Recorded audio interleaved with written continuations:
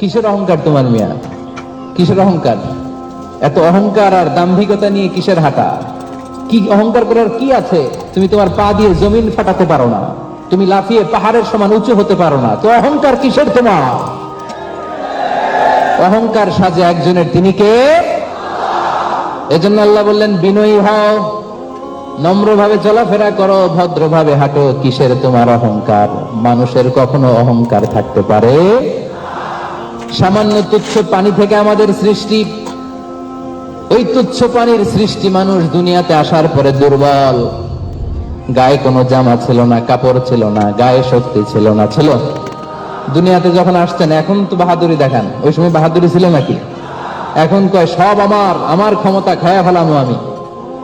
তো যখন আসছিলেন দুনিয়াতে শক্তি ছিল? তুচ্ছ পানি থেকে আসছেন, গায়ে কাপড় ছিল? হ্যাঁ, অল আর নেকেড, উলঙ্গ। আবার যখন চলে যাব,